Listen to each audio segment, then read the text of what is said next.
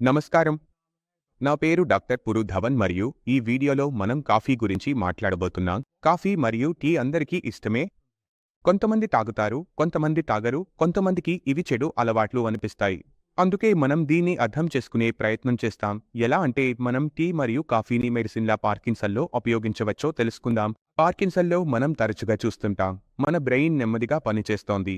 Brain cells చనిపోతున్నాయి. Dopamine శరీరంలో తక్కువగా తయారవుతోంది. బ్రెయిన్కు తక్కువగా అందుతోంది. మసిల్స్ మరియు బ్రెయిన్ మధ్య ఉన్న సమన్వయం పోతోంది.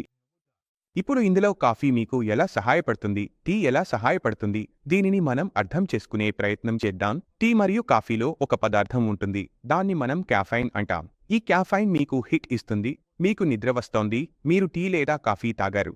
శరీరంలో ఎనర్జీ డొట్వా. ఇప్పుడు పని చేయాలనే మనసు వస్తోంది. నిద్ర వస్తోంది. మీరు టీ లేదా కాఫీ తాగారు. నిద్రపోయింది. ఇది ఎలా జరుగుతుందో మనం అర్థం చేసుకుందాం. మనము ఎప్పుడైనా కాఫైన్ తీసుకున్నప్పుడు మన బ్రెయిన్లో ఉండే యాక్టివిటీ, న్యూరల్ యాక్టివిటీ పెరుగుతుంది. న్యూరల్ యాక్టివిటీ పెరిగినప్పుడు మనం ప్రతి విషయాన్ని బాగా గ్రహించగలుగుతాం. మనము ఏదైనా చూస్తున్నప్పుడు దాన్ని అర్థం చేసుకోగలుగుతున్నాం. మనము ఏదైనా వింటున్నప్పుడు అర్థం చేసుకోగలుగుతున్నాం. అందుకే క్యాఫెయిన్ వల్ల మనకు లాభం కలుగుతుంది. దీనిలో సమస్య ఏమిటంటే ఇది బాడీ నుంచి తొలిసారి త్వరగా బయటపడిపోతుంది.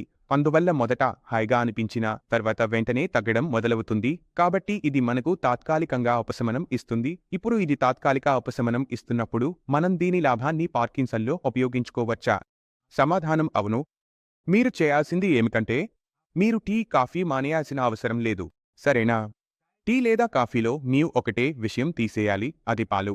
అది తీసేయండి చాలు. అంటే బ్లాక్ టీ, బ్లాక్ కాఫీ రోజులో 2-3 కప్పులు. ఏ హాని చేయదు. ఇది మీరు రోజూ తీసుకోవచ్చు. మీ శరీరం అలసటగా, బలహీనంగా అనిపిస్తే మీరు బ్లాక్ టీ లేదా బ్లాక్ కాఫీ తాగి మీరే మీకు ఎనర్జీ ఇవ్వచ్చు. డయాబెటిక్ రోగులు షుగర్ వాడకూడదు. నాన్ డయాబెటిక్ రోగులు షుగర్ను తక్కువ పరిమాణంలో వాడవచ్చు.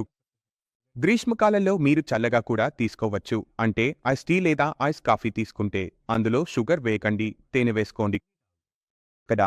మీరు ముందే టీ డికాక్షన్ తయారు చేసుకుని ఉంచారు. తాగాల్సినప్పుడు అందులో ఒక చెంచా తేనె వేసుకుంటారు. మీ ice tea with honey ready. అలాగే ముందే తయారైన కాఫీ పౌడర్లు కూడా వస్తాయి. మీరు వాటిని నీటిలో కలిపితే చాలు, అది రెడీ.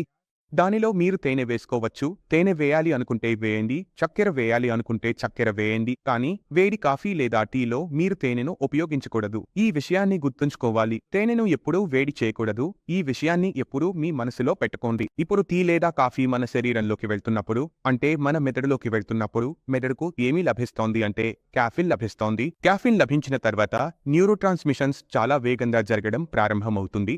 శరీరంలో ఒక్కసారిగా ఎనర్జీ రావడం మొదలవుతుంది. అందువల్ల మీ చేతులు, కాళ్ళు కంపుతున్నాయంటే అందులో మీకు కొంత రిలీఫ్ కనిపించవచ్చు. ఇలానే ఇంకొక ముఖ్యమైన విషయం ఉంది. దాన్ని నేను తదుపరి వీడియోలో మరింత వివరంగా వివరించబోతున్నాను. అది ముఖ్యంగా కోకోనట్ గురించి. అంటే ఎలా కోకోనట్ వాటర్ కూడా మీకు చాలా సహాయపడగలదో. పార్కులోని వ్యాయామాల సమయంలో లేదా ఇతర శారీరక శ్రమల తర్వాత మీ శరీరాన్ని తిరిగి శక్తివంతం చేయడానికి మరియు హైడ్రేట్ చేయడానికి ఇది ఎంతగానో ఉపయోగపడుతుందో అనే